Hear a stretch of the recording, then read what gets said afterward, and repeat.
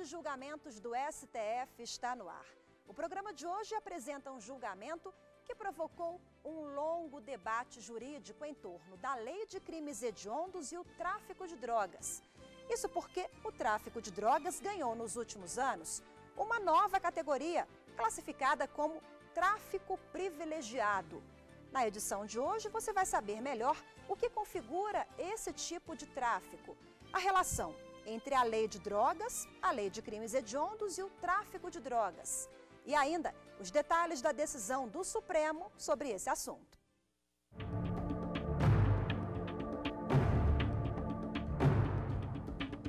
O tráfico de drogas é considerado por lei um crime equiparado ao hediondo.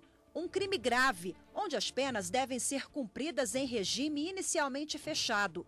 Pessoas flagradas no tráfico não podem, por exemplo, ser libertadas por fiança e também não têm direito à anistia, graça ou indulto, que são tipos de perdão da pena. Junto com o tráfico, são equiparados aos crimes hediondos, previstos na Lei de Crimes Hediondos, a 8.072, de 1990, a tortura e o terrorismo. Já no chamado pela doutrina tráfico privilegiado, a pena é diferenciada. O legislador previu uma punição mais branda para aqueles que não se dedicam diretamente ao tráfico. O parágrafo 4º do artigo 33 da Lei 11.343, conhecida como a nova Lei de Drogas, diz que as penas poderão ser reduzidas de 1/6 a 2/3, desde que o agente seja primário, tenha bons antecedentes, não se dedique às atividades criminosas e nem integre organização criminosa. O que é o tráfico privilegiado que eles querem considerar? É daquele cidadão que faz isso pela primeira vez, não é reincidente, não tem antecedentes criminais, pratica a primeira vez o tráfico de drogas, de estupefacientes, e aí é apanhado e sem ter nenhum antecedente criminal. Por isso eles colocam, e também não há o estigma da perversidade nesse tipo de tráfico. Então o que acontece? Eles caracterizam esse tráfico como tráfico privilegiado. Então, na medida em que a gente tira a hediondez do crime de tráfico privilegiado, a gente vai então buscar reorganizar, na medida em que essas mulheres e também os homens possam pedir progressão e sair, a gente vai voltar a reorganizar esses contextos sociais de uma maneira mais rápida, eu diria. E a gente vai, então, dar oportunidade para que essas pessoas possam reconstruir as suas vidas. Porque imagina você passar mais de 10, 15 anos encarcerado. Ou seja, você perder esse tempo fora do seu contexto social, longe dos seus filhos, ou longe... É de um impacto tanto social quanto na saúde dessas pessoas, que é completamente nefasto. A pena diferenciada para o tráfico privilegiado foi discutida no Supremo a partir do julgamento de um habeas corpus apresentado pela defesa de 2 homens condenados a 7 anos e 1 mês de reclusão pelo crime de tráfico de drogas. Os 2 homens foram presos e condenados porque transportavam num caminhão cerca de 700 quilos de maconha. Durante o julgamento, a relatora do recurso, ministra Carmen Lúcia, reconheceu que o caso concreto não era o ideal para o Supremo rever a jurisprudência da Corte, mas ainda assim defendeu que, quando condenados por tráfico, são primários, têm bons antecedentes e não integram organizações criminosas, eles devem ter redução maior de pena e progressão de regime. A relatora foi seguida pela maioria no tribunal.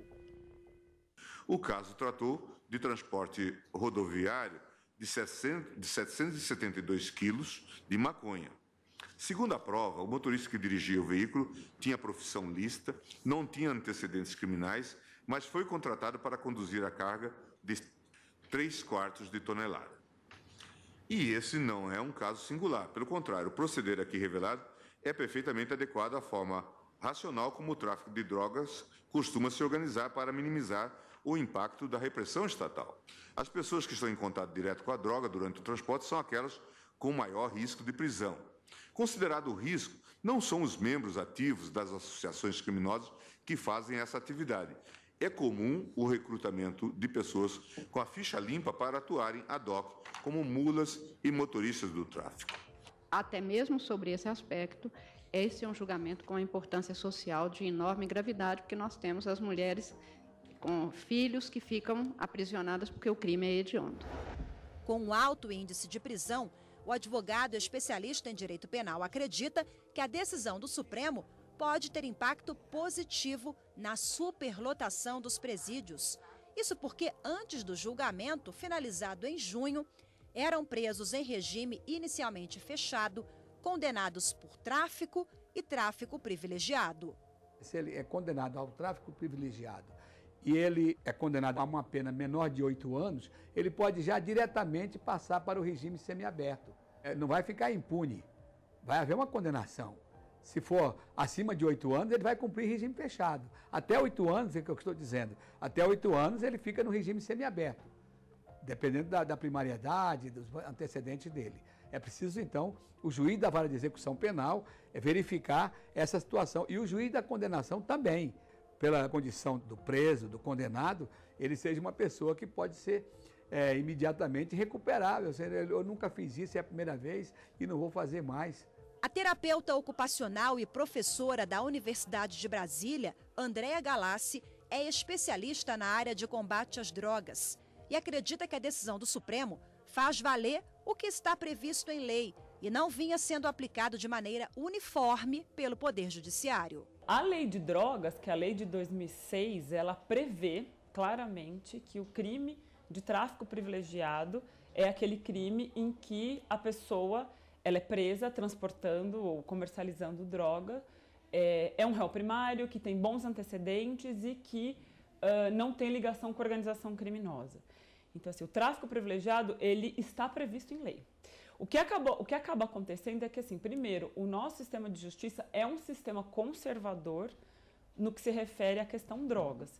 Então, embora a gente tenha isso claramente dito na nossa lei de drogas, quando vai se julgar um crime de drogas, não se pensa ou não se questiona a questão de ser hediondo ou não.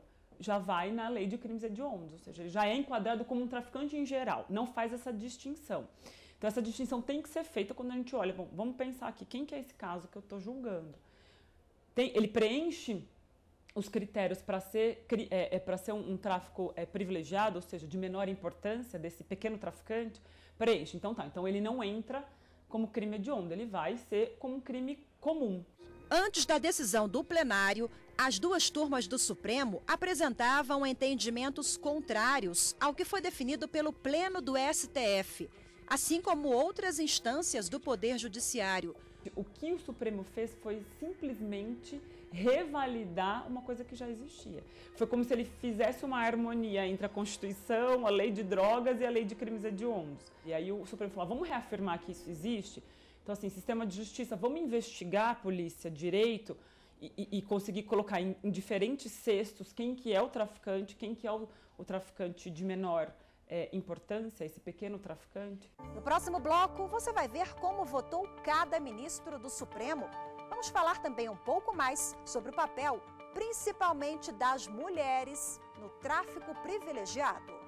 Muitas mulheres participam como, entre aspas, simples correios ou mulas. São utilizadas hoje mesmo como motoristas para conduzir carros carregando drogas em altas quantidades. Eu acho que sobrecarrega o sistema com as pessoas erradas. É daqui a pouco no Grandes Julgamentos do STF. Não saia daí.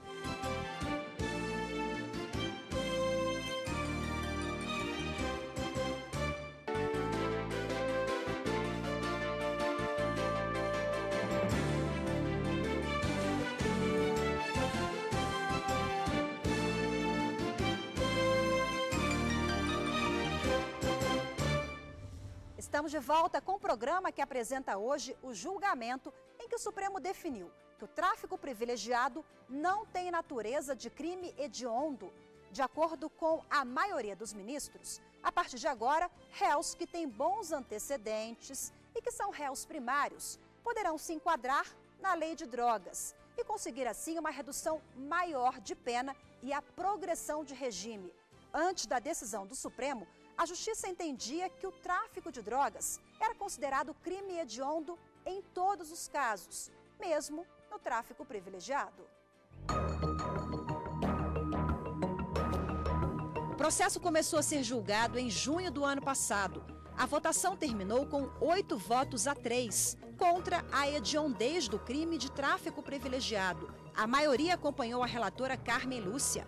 No caso concreto analisado pelo plenário, condenados por tráfico de drogas que transportavam cerca de 700 quilos de maconha no Mato Grosso do Sul. Nós temos uma decisão na qual constou expressamente que havia exatamente essa situação a privilegiar aquela condição. Se esse condutor era um condutor contratado, o que era, nós não temos como voltar às provas e rever isto nessa instância no habeas. Então, isso foi caracterizado e eu chamei a atenção desde o início. Estamos discutindo uma tese num caso que não é nem um pouco bom para esta tese. Neste caso, o que se tinha dos dados iniciais do processo, e que nós não iríamos rever aqui, era exatamente essa questão da terceirização de alguns trabalhos que são feitos, como, por exemplo, a condução, sem que esta pessoa tenha nada a ver, até para ela não saber quem é o traficante e não poder entregar. Na organização criminosa, essa é uma das técnicas usadas. A maioria das pessoas que é presa por tráfico é presa com quantidades inferiores a 100 gramas. E, portanto, nós vamos equiparar isso a crime hediondo. Eu acho que a equiparação que exacerba o regime de prisão e dificulta as medidas alternativas, eu acho que sobrecarrega o sistema com as pessoas erradas. Esse julgamento foi interrompido por 2 pedidos de vista, entre eles o do ministro Gilmar Mendes. No voto, ele afastou o caráter da hediondez dos delitos em questão e também chamou atenção para a importância do Poder Judiciário avaliar primeiro o caso concreto e, a partir dali, aplicar a pena que melhor se enquadrar. A expressão constitucional tráfico ilícito de entorpecentes e drogas afim tem espectro denotativo muito amplo. Se interpretada ao pé da letra, toda e qualquer transação ilícita envolvendo drogas será um crime de status hediondo. Essa interpretação, como se percebe, não produz resultados razoáveis.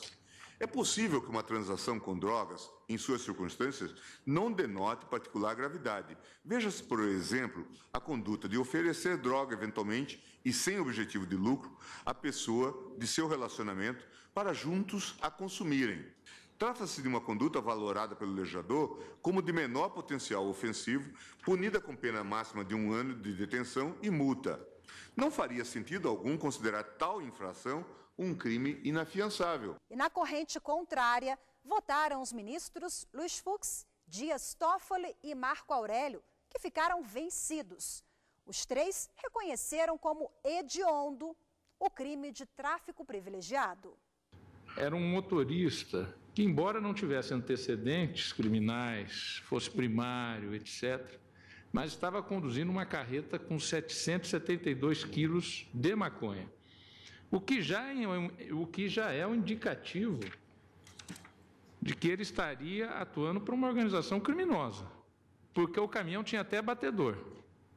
Ao se assentar e se afastar a hediondez deste popularmente chamado tráfico privilegiado, tecnicamente uma causa de redução da pena, nós faremos com que cada vez mais as organizações criminosas procurem exatamente pessoas com bons antecedentes e atraiam, muito provavelmente com o oferecimento de vantagens de valores razoáveis, para que elas corram o risco de estar se aventurando. Dizem que sou progressista, que sou libertário, que sou indulgente, pronto a perdoar a qualquer momento. Não é bem assim.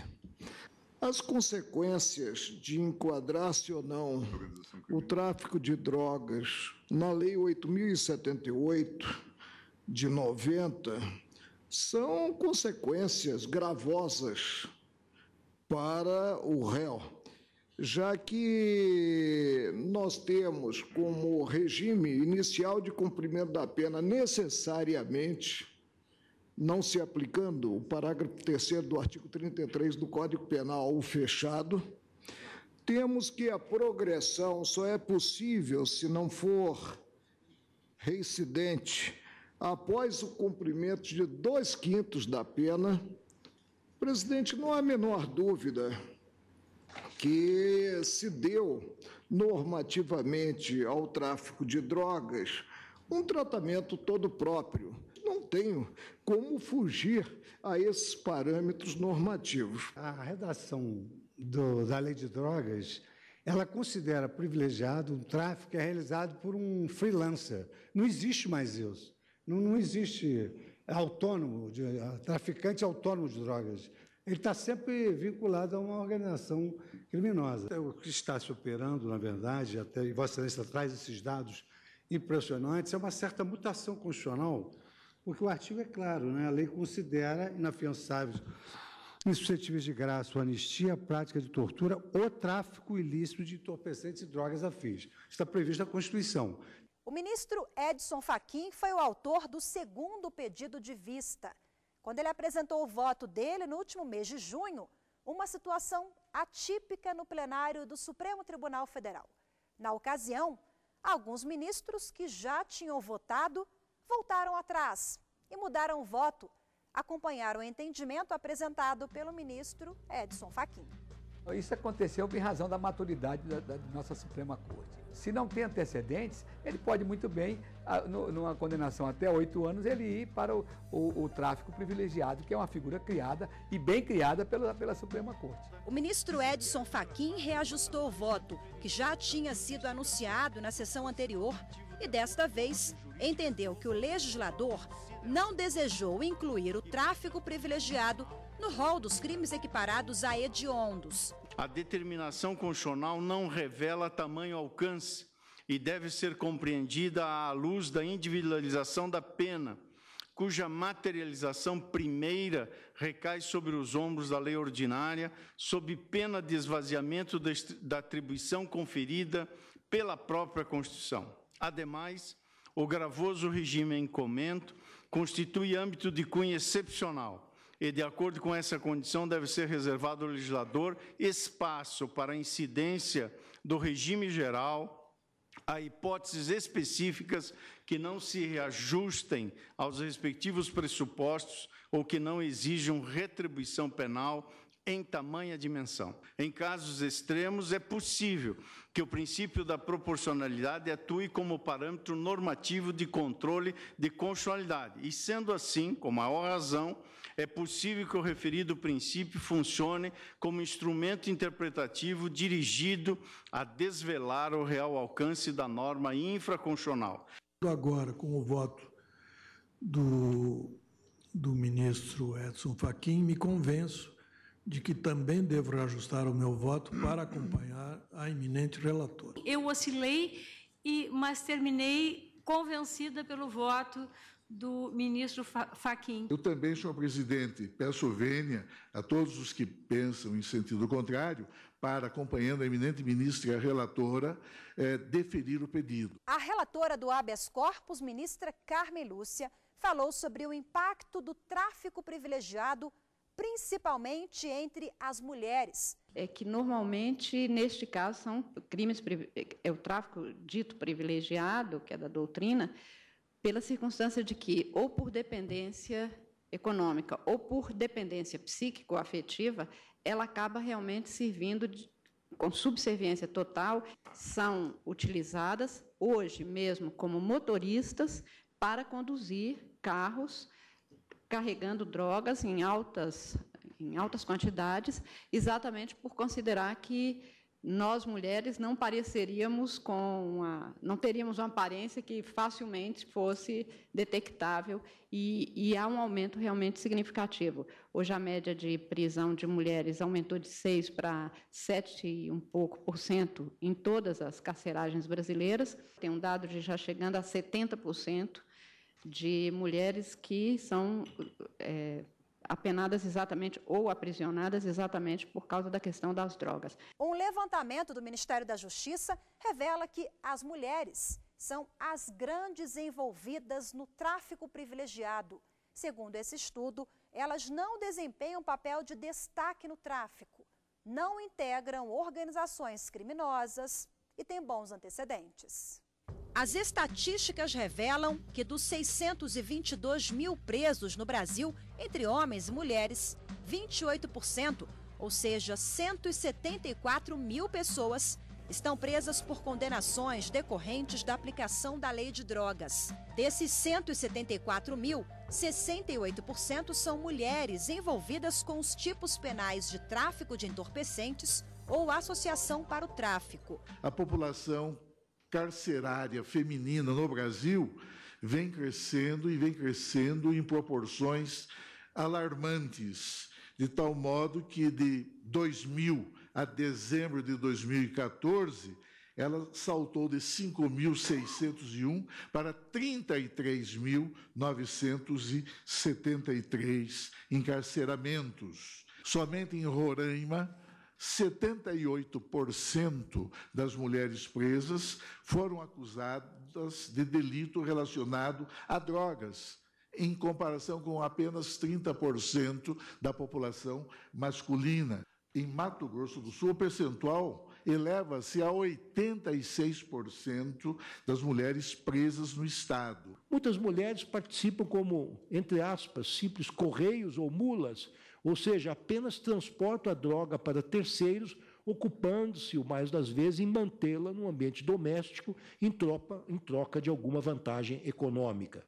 São mulheres que foram consideradas culpadas do ponto de vista penal simplesmente porque guardavam alguma relação de causalidade com a ação criminosa, embora menor. São, enfim, os, entre aspas, descartáveis, dos quais se utilizam os grandes cartéis para disseminar a droga na sociedade. Reconhecer, pois, que essas pessoas podem representar um tratamento mais condizente com a sua situação especial e diferenciada, que os levou ao crime, configura não apenas uma medida de justiça, a qual seguramente trará decisivo impacto ao já saturado sistema prisional brasileiro, mas revela também uma solução que melhor se amolda ao princípio constitucional da individualização da pena. O impacto social desse julgamento é tema do próximo bloco. Grandes julgamentos do STF, faz um rápido intervalo e volta já.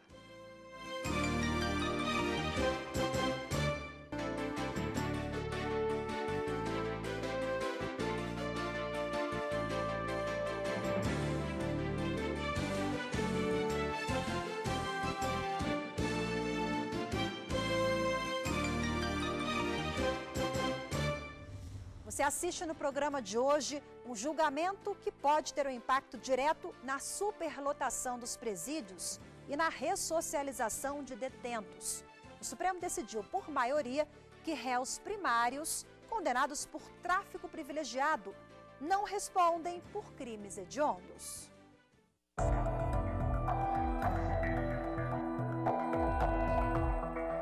Esse é um julgamento com uma importância social de enorme gravidade, porque nós temos as mulheres com filhos que ficam aprisionadas porque o crime é hediondo. Um importante instrumento de reinserção na comunidade de pessoas que dela se afastaram, na maior parte dos casos, compelidas pelas circunstâncias sociais desfavoráveis em que se debatiam. Para a professora que integra o Centro de Referência sobre Drogas da Universidade de Brasília, Andréa Galassi, o julgamento no Supremo tem uma grande representatividade social. Se a gente não tirar a cortina de fumaça da frente dessa questão e a gente ficar focado só olhando drogas, porque elas estão presas por tráfico, e não olhar e falar, pera um pouquinho, vamos olhar além, vamos tirar drogas, vamos olhar a lei. Quem são essas pessoas? Que acesso essas pessoas têm a bens essenciais, direitos? Então, é importante que a gente, quando a gente discute essas questões e quando o Supremo toma uma decisão como essa, ele está nos atentando para olhar essas questões de uma outra maneira. Então, discutir isso traz à tona imediatamente a discussão de outras políticas. de acesso à educação, de acesso ao trabalho, de acesso à cultura, de acesso à saúde. Pedro Paulo Castelo Branco Coelho, advogado que atua há pelo menos 3 décadas com o direito penal, acredita que a decisão pacifica o entendimento sobre a matéria e pode significar um avanço no debate dessa questão. O Brasil precisa entrar nesse modernismo que nós ainda estamos arraigados. O que adianta enchermos as penitenciárias de pessoas, que às vezes até pessoas de bem, e que lá vão se transformar em pessoas más, em pessoas rancorosas, em pessoas que até odientas, que podem mudar a cabeça e, quando retornar à sociedade, continuar a prática de delitos.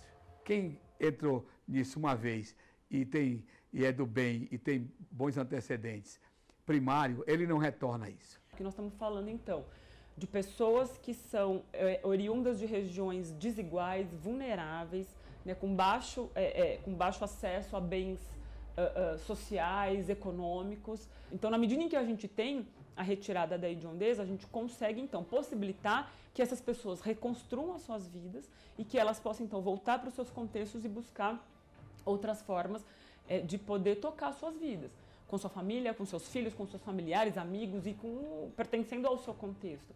E saindo da escola do crime, que é mesmo. Então, quanto menos tempo essas pessoas ficarem presas, é bem melhor para o sistema penitenciário e para a sociedade de uma maneira geral.